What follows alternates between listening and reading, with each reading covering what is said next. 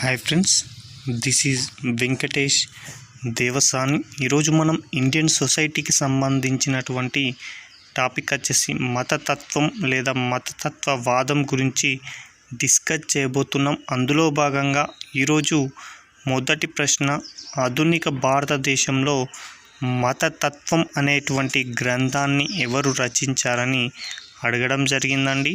ఆధునిక భారతదేశంలో మతతత్వం అనే గ్రంథాన్ని బిపిన్ చంద్ర అనేటువంటి వ్యక్తి రచించడం జరిగింది. చాలా ఇంపార్టెంట్, గతంలో అడిగినటువంటి ప్రశ్న. ఆధునిక భారతదేశంలో మతతత్వ గ్రంథం వచ్చేసి బిపిన్ చంద్ర రచించడం జరిగింది. అయితే ఈ గ్రంథంలో అతను మతతత్వానికి ప్రధాన కారణం ఏంటిది అనేది కూడా తెలియజేయడం జరిగిందండి. మతతత్వానికి ప్రధాన కారణం ఇతర మతాల పట్ల కుల ఘర్షణపరమైనటువంటి వైఖరిని కలిగి ఉండడం. అంటే ఏంటిది అంటే తన యొక్క మతమే అన్ని మతాలకన్నా గొప్పదని నమ్మి ఇతర మతాల పట్ల అతను ద్వేషాన్ని కలిగి ఉండడమే ఈ యొక్క మతతత్వానికి ప్రధాన కారణంగా చెప్పడం అయితే జరిగింది. అదేవిధంగా రెండవ ప్రశ్న, రామ్ అహూజా అభిప్రాయంలో మతతత్వం ఎన్ని రూపాల్లో కనిపిస్తుందని పేర్కొన్నాడు. రామ్ అహూజా అనేటువంటి వ్యక్తి ఈ యొక్క మతతత్వాన్ని ప్రధానంగా 3 రూపాలలో కనిపిస్తుందని పేర్కొన్నాడు. ఒకటి రాజకీయపరమైనటువంటి మతతత్వం అని, రెండవది ఆర్థికపరమైన మతతత్వం అని, మూడవది మతపరమైనటువంటి మతతత్వం అని. ఈ యొక్క 3 రకాలుగా మతతత్వం కనిపిస్తుందని రామ్ అహూజా అనేటువంటి వ్యక్తి తెలియజేయడం జరిగింది. ఇక మూడో ప్రశ్న, టీకే ఉమెన్ అనునతడు మతతత్వాన్ని ఎన్ని రకాలుగా వర్గీకరించాడన్నాడు. టీకే ఉమెన్ అనేటువంటి వ్యక్తి ఈ యొక్క మతతత్వాన్ని 6 రకాలుగా వర్గీకరించాడు. ఒకటి విలీనకరణ మతతత్వం అని, రెండవది సంక్షేమాత్మక మతతత్వం అని, మూడవదేమో పురోగమన మతతత్వం అని, నాలుగవదేమో వైరుధ్యపరమైనటువంటి మతతత్వం అని, ఐదవది ప్రత్యేకవాద మతతత్వం అని, ఆరవది ఏర్పాటువాద మతతత్వం అని. ఇలా 6 రకాలుగా మతతత్వాన్ని అయితే టీకే ఉమెన్ గారు వర్గీకరించారు. ఈ ప్రశ్న కూడా అడగడం జరిగిందండి. టీకే ఉమెన్ యొక్క వర్గీకరణలో భాగంగా అతను మతతత్వాన్ని ఎన్ని రకాలుగా వర్గీకరించాడన్నాడు. కాబట్టి 6 రకాలు. కాబట్టి టీకే ఉమెన్ వర్గీకరించిన మతతత్వాలలో సరైనది కానిదేది, సరైనది ఏది అని కూడా అడుగుతాడు. కాబట్టి ఈ యొక్క 6 రకాలను మనం గుర్తుంచుకునేటువంటి ప్రయత్నం అయితే చేయాలి. మరొక ప్రశ్న, 4వ ప్రశ్న, ద్విజాతి సిద్ధాంతాన్ని ఎవరు ప్రతిపాదించడం జరిగింది. ద్విజాతి అనేటువంటి సిద్ధాంతాన్ని నాటి స్వతంత్ర ఉద్యమంలో భాగంగా పాకిస్తాన్కు సంబంధించినటువంటి మహమ్మద్ అలీ జిన్నా అనేటువంటి వ్యక్తి అయితే ప్రతిపాదించడం జరిగింది. ఎందుకోసం ఇతను ద్విజాతి అనే సిద్ధాంతాన్ని ప్రతిపాదించారంటే భారతదేశంలో 2 జాతుల వారు ఉన్నారు. ఒకటి ముస్లిం జాతి, రెండవది హిందూ జాతి. కాబట్టి అలాంటి 2 జాతులు వేరువేరు కాబట్టి ద్విజాతి అనేటువంటి సిద్ధాంతి ప్రతిపాదించడం జరిగింది. 5వ ప్రశ్న, హిందూ మహాసభను ఎవరు ఏర్పాటు చేశారని అడిగారండి. హిందూ మహాసభని 1914 సంవత్సరంలో ఉత్తరప్రదేశ్లో ఉన్నటువంటి హరిద్వార్ వద్ద మదన్ మోహన్ మాలవ్య అనేటువంటి వ్యక్తి ఏర్పాటు చేయడం జరిగింది. ఇది కూడా గతంలో అడిగినటువంటి ప్రశ్న అండి. హిందూ మహాసభను ఎవరు ఏర్పాటు చేశారు, ఎక్కడ ఏర్పాటు చేశారు, ఎప్పుడు ఏర్పాటు చేశారని కూడా అడగడానికి అవకాశం ఉంది. 6వ ప్రశ్న అండి, హిందూ సంస్కృతి మరియు ధర్మ పరిరక్షణ కోసం రాష్ట్రీయ స్వయం సేవక్ను ఎప్పుడు ఏర్పాటు చేశారని అడిగాడండి. హిందువుల యొక్క సంస్కృతి మరియు పరిరక్షించడమే తమ ధ్యేయంగా రాష్ట్రీయ స్వయం సేవక్ని నాగపూర్ కేంద్రంగా కేబి హెగ్దేవార్ అనేటువంటి వ్యక్తి 1925 సంవత్సరంలో రాష్ట్రీయ స్వయం సేవక్నైతే ఏర్పాటు చేయడం జరిగింది. దానిని మనం ఆర్ఎస్ఎస్గా చెప్పుకోవడం జరుగుతుంది. దీని యొక్క ముఖ్య విధి ఏంటిదంటే హిందువులకు సంబంధించినటువంటి సంస్కృతి మరియు ధర్మ పరిరక్షణే దీని యొక్క ప్రధాన ధ్యేయం. దీనిని ఏ కేంద్రం ఆధారంగా ఏర్పాటు చేశారంటే నాగపూర్ ప్రధాన కేంద్రంగా దీనిని కేబి హెగ్దేవార్ అనేటువంటి వ్యక్తి ఏర్పాటు చేయడం జరిగిందని గుర్తుంచుకోండి. ఇక 7వ ప్రశ్న, అంతర్జాతీయ స్థాయిలో హిందూ ధర్మ పరిరక్షణ కోసం విశ్వ హిందూ పరిషత్తుని ఎవరు ఎప్పుడు ఏర్పాటు చేశారని అడిగాడండి. ఇందాక మనం జాతీయ స్థాయిలో అయితే డిస్కస్ చేస్తామండి ఆర్ఎస్ఎస్ అనేది. మరి అంతర్జాతీయ స్థాయిలో కూడా భారతీయులు ఉంటారు, అక్కడ కూడా హిందూ సంస్కృతి అనేది వ్యాప్తి చెంది ఉంటుంది. కాబట్టి అలాంటి దేశాలలో అంతర్జాతీయ స్థాయిలో కూడా ఈ యొక్క హిందూ ధర్మాన్ని పరిరక్షించడానికైతే ప్రధానంగా ఒక సంస్థ ఉండాలని భావించినటువంటి హిందూ పరిషత్తు నాయకులు ఎవరైతే ఉంటారో వారందరూ కలిసి 1964 సంవత్సరంలో గోల్వల్కర్ మరియు ఆమ్టే మరియు స్వామి చిన్మయానంద ఈ యొక్క ముగ్గురు కలిసి ఈ యొక్క విశ్వ హిందూ పరిషత్ విహెచ్పిని అయితే ఏర్పాటు చేశారు. ఏ సంవత్సరం అంటాడు? 1964. సభ్యులు ఎవరెవరు ఏర్పాటు చేశారు అంటే గోల్వల్కర్, మరొకటి ఆమ్టే, మరొకరు స్వామి చిన్మయానంద అని గుర్తుంచుకోండి. ఇక 8వ ప్రశ్న, ఎంఐఎం అనేటువంటి సంస్థను ఎవరు ఏర్పాటు చేశారని అడగడం జరిగిందండి. హిందువులకు సంబంధించినటువంటి సంస్కృతిని పరిరక్షించడానికి 1925లో ఆర్ఎస్ఎస్ ఏ విధంగా అయితే ఏర్పడ్డదో తమ దేశంలో ఉన్నటువంటి ముస్లింలందరినీ కూడా ఏకీకరణ చేసి ముస్లింలకు సంబంధించినటువంటి ఒక ప్రత్యేక సంస్థ ఉండాలని భావించినటువంటి ముస్లిం తెగకు సంబంధించినటువంటి బహదూర్ యార్ జంగ్ అనేటువంటి వ్యక్తి 1927 సంవత్సరంలో ఎంఐఎం అనేటువంటి ఒక సంస్థనైతే ఏర్పాటు చేయడం జరిగిందండి. మజ్లిస్ ఇత్తెహాదుల్ ముస్లిమీన్ అనేటువంటి సంస్థనైతే 1927లో ఏర్పాటు చేయడం జరిగింది. దీని యొక్క ఉద్దేశం ఏంటంటే భారతదేశంలో ఉన్నటువంటి 72 ఇస్లాం తెగలని ఏకీకరణ చేయడమే దీని యొక్క ప్రధాన ఉద్దేశం అని గుర్తుంచుకోండి. ఆ తదుపరి ఈ యొక్క ఎంఐఎంఏ ఏఐఎంఐఎంగా మారడం జరిగింది. అంతకుముందే ఇది రజాకార్ల చేతిలోకి వెళ్ళడం, కాసిం రజ్వీ లాంటి యొక్క ఆగడాల వలన ఈ యొక్క ఎంఐఎం పార్టీకి సంబంధించి ఒక చెడ్డ పేరైతే అతని చేతిలోకి వెళ్ళిన తర్వాత రావడం జరిగింది. ప్రస్తుతం ఈ యొక్క ఏఐఎంఐఎంఏ ప్రస్తుతం హైదరాబాదులో 7 స్థానాలను అయితే సాధించడం జరిగిందండి. అసదుద్దీన్ ఓవైసీ, అక్బరుద్దీన్ ఓవైసీ లాంటి వారు ప్రస్తుతం ఇదే పార్టీలో కొనసాగడం జరుగుతుందని గుర్తుంచుకోండి. మరొకటి, సోమనాథ దేవాలయంపై గజనీ మహమ్మద్ అనేటువంటి వ్యక్తి ఎప్పుడు దాడి చేయడం జరిగిందని అడిగారండి. గజనీ మహమ్మద్ అనేటువంటి వ్యక్తి భారతదేశంలో ఉన్నటువంటి సంపదను కొల్లగొట్టడమే ధ్యేయంగా భారతదేశం పైన అతని యొక్క దండయాత్రలు అయితే చేయడం జరిగింది. ఆ దండయాత్రలో భాగంగా తన యొక్క మొదటి దండయాత్ర 1000 సంవత్సరంలో చేయడం జరుగుతుందండి. ఆ తదుపరి 1311 సంవత్సరంలో శ్రీరంగం టెంపుల్ పైన దాడి చేయడం జరుగుతుంది. ఎవరు దాడి చేస్తారంటే మాలిక్ కాఫూర్ అనేటువంటి వ్యక్తి దాడి చేయడం జరుగుతుంది. అదే 1194 సంవత్సరంలో వారణాసి పైన మాత్రం గోరీ మహమ్మద్ దండయాత్ర చేయడం జరుగుతుంది అని గుర్తుంచుకోండి.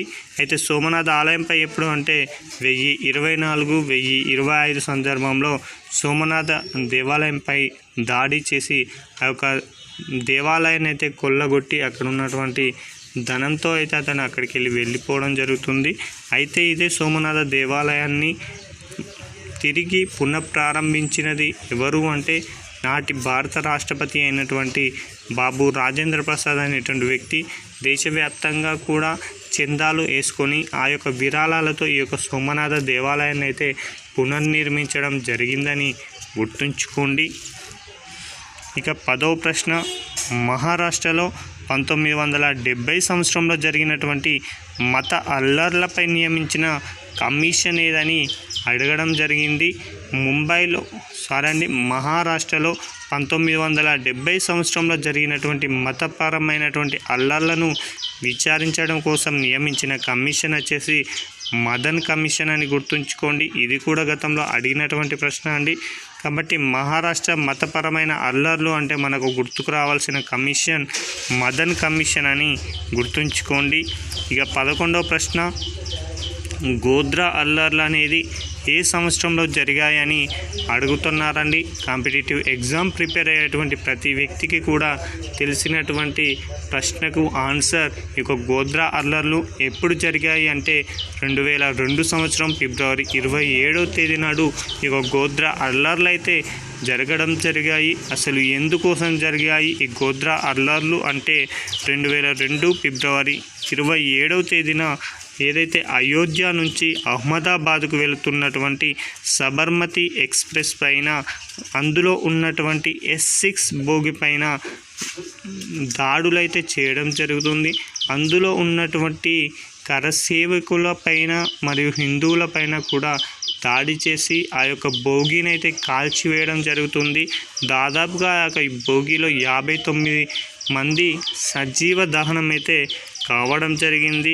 దీంతో ఈ విధంగా చెలరేగినటువంటి అల్లర్లు అనేవి ఆ తదుపరి గోధ్రా అల్లర్ల తర్వాత పోస్ట్ పేడ్ గోధ్రా అల్లర్లు కూడా జరగడం జరిగాయండి. ఈ గోధ్రా అల్లర్లు అనేవి దేశవ్యాప్తంగా సంచలనం అనేది సృష్టించడం, ఆ తదుపరి వీటి యొక్క విచారణ కోసమై Nanavati commission, KG Shah commission లాంటివి కూడా నియమించడం జరిగిందని గుర్తుంచుకోండి. 12వ ప్రశ్న, 2002లో జరిగినటువంటి గోధ్రా అల్లర్లపై నియమించిన కమిషన్ ఏది అని అడుగుతున్నాడండి.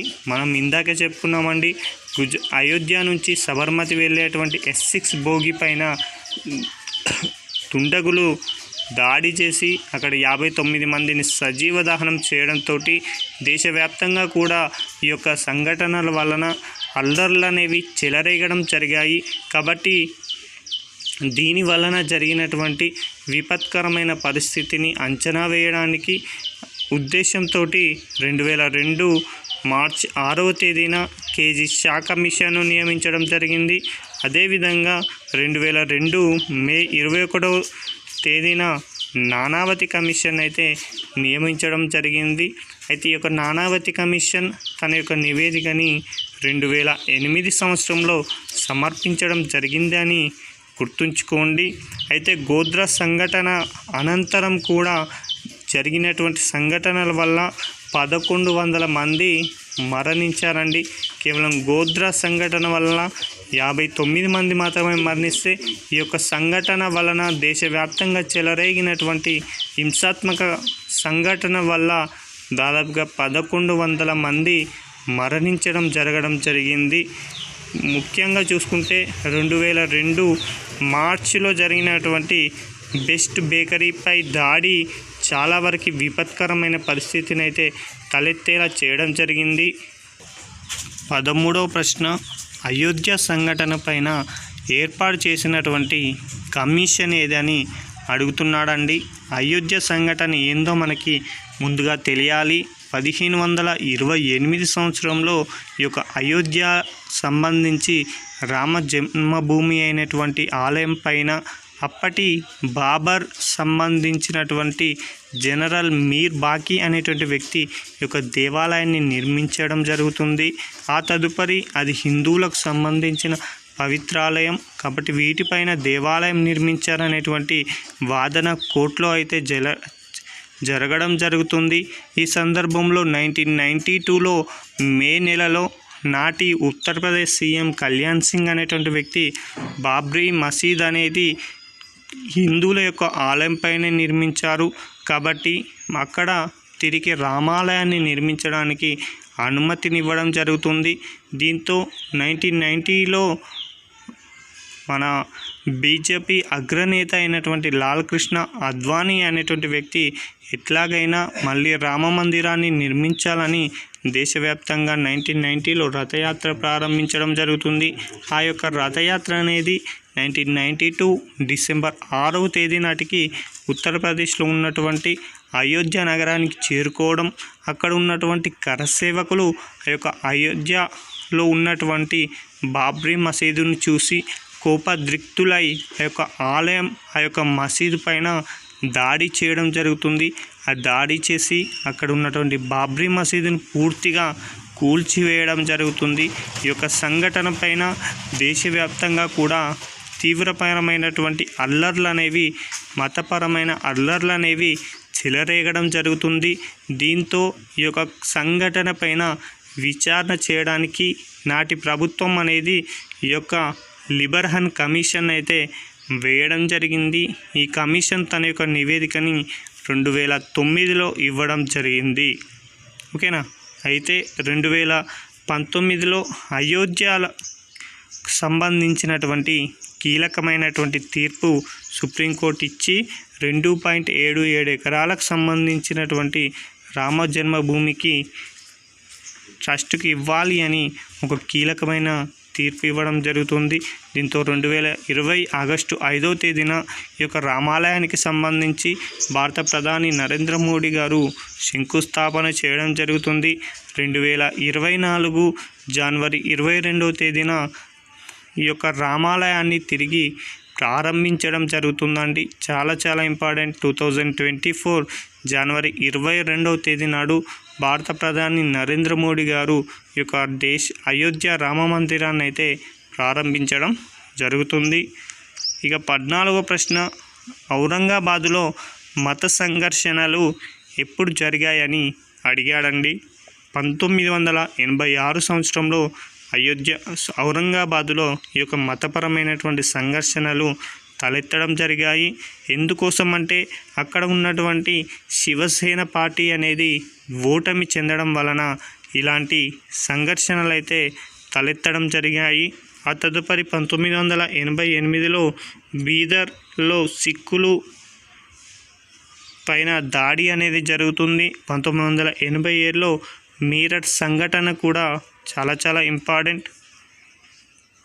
ఇక 15వ ప్రశ్న, 1984లో ఢిల్లీలో ఇందిరాగాంధీ హత్యానంతరం సిక్కుల ఊచకోత జరిగింది. అయితే ఈ సంఘటన పైన నియమించిన కమిషన్ ఏదని అడగడం జరిగిందండి. 1984 సంవత్సరంలో అక్టోబర్లో ఏమవుతుందంటే ఇందిరాగాంధీ యొక్క హత్య అనేది జరగడం జరుగుతుంది. ఇందిరాగాంధీ యొక్క హత్యను తన యొక్క బాడీగార్డ్స్ ఎవరైతే ఉంటారో వాళ్ళే కాల్చి చంపడం జరుగుతుంది.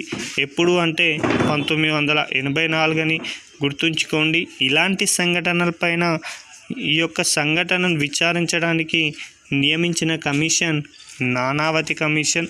అసలు ఇందిరాగాంధీని ఎందుకు హత్య చేశారంటే ఆపరేషన్ బ్లూ స్టార్ అనేటువంటి ఒక చర్య వలన చంపడం జరిగింది. దానికి సంబంధించి మనం పార్టీలో డిస్కస్ చేద్దాం.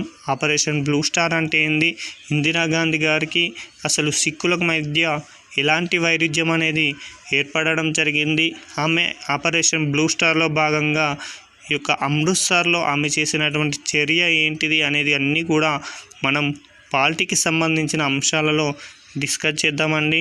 ఓకేనా. ఈ నానావతి కమిషన్ ఇందిరాగాంధీ హత్యానంతరం సిక్కుల ఊచకోత జరిగింది. అయితే ఇలాంటి సంఘటనను విచారించడానికి సిక్కుల యొక్క ఊచకోత అనేది ఎందుకోసం జరిగింది అనేది ఈ యొక్క కమిషన్ అనేది ప్రధానంగా విచారించడం జరిగింది. ఇదే నానావతి కమిషన్ గోధ్రా అల్లర్లను కూడా విచారించడం జరిగిందని గుర్తుంచుకోండి. అదే 1989లో భాగల్పూర్ మత ఘర్షణలు, 2013లో నలికేలి ఘర్షణలు కూడా జరగడం జరిగాయి. మరొకటండి, మతతత్వాన్ని నిరోధించేందుకై జాతీయ సమైక్యతా మండలిని ఎప్పుడు ఏర్పాటు చేశారు అని అడగడం జరిగింది. దేశంలో పెరిగిపోతున్నటువంటి మతతత్వాన్ని నిరోధించడం కోసమై 1962 సంవత్సరంలో ప్రధాని అధ్యక్షతన జాతీయ సమైక్యతా మండలిని అయితే ఏర్పాటు చేయడం జరిగింది అని గుర్తుంచుకోండి. ఇక 17వ ప్రశ్న, భారత పార్లమెంటుపై ఉగ్రవాదుల దాడి ఎప్పుడు జరిగిందని అడుగుతున్నాడండి. భారత పార్లమెంటు పైన ఉగ్రవాదులు 2001 సెప్టెంబర్ 11వ తేదీన దాడి చేయడం జరుగుతుంది. ఇదే భారత పార్లమెంటు పైన 2023 సంవత్సరం డిసెంబర్ నెలలో మరొకసారి కూడా ఆగంతకులు దాడి చేయడానికైతే ప్రయత్నించారని గుర్తుంచుకోండి. కాబట్టి మొదటిసారిగా అయితే 2001 సెప్టెంబర్ 11 అని గుర్తుంచుకోండి. అదేవిధంగా 2007 ఫిబ్రవరి 18న సంజతా ఎక్స్ప్రెస్ పైన కూడా దాడి చేయడం జరిగింది. అసలు ఈ సంజతా ఎక్స్ప్రెస్ అంటే ఏంటి అంటే భారత్ మరియు పాకిస్తాన్ మధ్యలో ఉండేటువంటి సరిహద్దుల్లో నడిచే అటువంటి ఒక రైలే ఈ యొక్క సంజతా ఎక్స్ప్రెస్. అలాంటి రైలు పైన 2007 ఫిబ్రవరి 18న దాడి చేయడం జరిగింది. 18వ ప్రశ్న, హైదరాబాద్ నగరం నందు గోకుల్ చాట్, కోటి, లుంబిని పార్క్ లాంటి ప్రాంతాలలో బాంబు పేలుళ్ళు ఎప్పుడు జరిగామని అడగడం జరిగిందండి. హైదరాబాదులోనే అత్యంత విషాదకరమైనటువంటి సంవత్సరంగా 2007 సంవత్సరం ఆగస్టు 25వ తేదీనైతే చెప్పుకోవచ్చండి. ఎందుకోసం అంటే హైదరాబాద్ నగరం నందు ఏకకాలంలో 3 ప్రాంతాలలో బాంబు పేలుళ్ళు అయితే జరగడం జరిగాయి. అది ఒకటి గోకుల్ చాట్, 2 కోటి, మరొకటి లుంబిని పార్క్ లాంటి ప్రాంతాలలో బాంబు పేలుళ్ళు పెట్టి అనేక మంది అమాయకమైనటువంటి మనుషుల యొక్క ప్రాణాలనైతే బలి కొనడం జరిగింది ఉగ్రవాదులు. ఎప్పుడు అంటే ఆగస్టు 25, 2007 సంవత్సరం అని గుర్తుంచుకోండి. అదేవిధంగా నవంబర్ 26, 2008లో హోటల్ తాజ్ కృష్ణ సంబంధించి బాంబు పేలుళ్ళు కూడా చేపట్టి అనేక మంది అమాయకుల యొక్క ప్రాణాలనైతే ఉగ్రవాదులు బలి తీసుకోవడం జరిగింది. ఈ యొక్క 2008లో నవంబర్ 20 నాడు హోటల్ తాజ్ కృష్ణ పైన జరిగినటువంటి ఉగ్రవాదుల దాడి నేపథ్యంలో నాడు తలెత్తినటువంటి సంఘటనల గురించి ఇటీవల కాలంలో ఒక సినిమా కూడా రావడం జరిగిందండి. అదే అండి మేజర్ సినిమాలో ఈ యొక్క తాజ్ కృష్ణ పైన, హోటల్ తాజ్ కృష్ణ పైన జరిగినటువంటి దాడిని చాలా అద్భుతంగా చిత్రీకరించడం జరిగింది. అదేవిధంగా 1993 సంవత్సరంలో ముంబై పైన బాంబు దాడి అనేది ఉగ్రవాదులు చేయడం జరిగింది. ఇదే 2007 సంవత్సరంలో హైదరాబాదులో జరిగిన సంఘటనల కన్నా ముందే మక్కా మసీదులో కూడా ఇక్కడ బాంబు దాడి అయితే చేయడం జరిగింది. కాబట్టి మనకు 2007 అంటే ప్రధానంగా 4 ప్రాంతాలు రావాలండి. ఒకటి గోకుల్ చాట్, లుంబిని పార్క్, కోటి, అదేవిధంగా మక్కా మసీద్ అని కూడా గుర్తుంచుకోండి. ఏకకాలంలో అయితే పై 3 అని గుర్తుంచుకోండి. అంతకుముందు అయితే మక్కా మసీద్ అని గుర్తుంచుకోండి. ఇక హైదరాబాదులో మరొకసారి బాంబు సంఘటన మళ్ళీ 2007లో జరిగిన తర్వాత మరో 6 సంవత్సరాలకి 2013 సంవత్సరంలో దిల్సుఖ్ నగర్లో ఈ యొక్క బాంబు పేలుళ్ళు అయితే జరగడం జరిగినాయి. ఇక్కడ ఒక బాధాకరమైనటువంటి విషయం ఏంటంటే అనేక వందల మంది అమాయకమైనటువంటి నిరుద్యోగ అభ్యర్థులు ఇక్కడ బాంబు పేలుల్లో మరణించడం జరిగిందని గుర్తుంచుకోండి. దిల్సుఖ్ నగర్లో నాడు ఎస్ఐ, కానిస్టేబుల్ లాంటి కోచింగ్లకి వచ్చినటువంటి ఎంతోమంది జీవితాలనేవి ముగిసిపోవడం జరిగాయి. ఎప్పుడు అంటే 2013 సంవత్సరం అని గుర్తుంచుకోండి. ఇక 19వ ప్రశ్న, జాతీయ భద్రతా చట్టాన్ని ఎప్పుడు రూపొందించారని అడిగాడండి. దేశంలో పెరిగిపోతున్నటువంటి ఉగ్రవాదం, తీవ్రవాదాన్ని అణిచివేయడం కోసమై 1950 సంవత్సరంలోనే ఒక జాతీయ భద్రతా చట్టాన్ని అయితే తీసుకురావడం జరిగింది. ఆ తదుపరి కాలంలో 1985 సంవత్సరంలో రాజీవ్ గాంధీ గవర్నమెంట్ టాడా అనేటువంటి ఒక చట్టాన్ని చేయడం జరిగింది. 2002 సంవత్సరంలో పోటా, ప్రివెన్షన్ ఆఫ్ టెర్రరిజం యాక్ట్ను కూడా 2002లో తీసుకువచ్చి ఉగ్రవాదానికి అంతు చేయడం కోసమై ఇలాంటి పటిష్టమైనటువంటి చట్టాలైతే చేయడం జరిగింది. ఇక 20వ ప్రశ్న, ఈరోజు చివరి ప్రశ్న అండి. మతతత్వానికి సంబంధించి maintenance of internal security act MISA అనేటువంటి చట్టాన్ని ఎప్పుడు చేయడం జరిగిందని అడుగుతున్నారండి. నాడు దేశంలో పెరిగిపోతున్నటువంటి ఉగ్రవాదాన్ని నిర్మూలించడం కోసమై 1971లో ఇందిరాగాంధీ గారి యొక్క గవర్నమెంట్లో ఈ యొక్క మిసా అనేటువంటి చట్టాన్ని అయితే చేయడం జరిగింది. అదేవిధంగా ఇందిరాగాంధీ కాలంలోనే 1967లో అన్లాఫుల్ యాక్టివిటీస్ యాక్ట్ను కూడా చేయడం జరిగింది. అదేవిధంగా 1990 సంవత్సరంలో ఆర్మ్డ్ ఫోర్స్ స్పెషల్ యాక్ట్ను కూడా చేయడం జరిగినాయండి. ఇవండి ఈ రోజుకు సంబంధించినటువంటి మతతత్వానికి సంబంధించిన ఇంపార్టెంట్ ప్రశ్నలు. ఆ తదుపరి మనం ప్రాంతీయ తత్వం అనే టాపిక్ గురించి డిస్కస్ చేద్దాం. Thank you.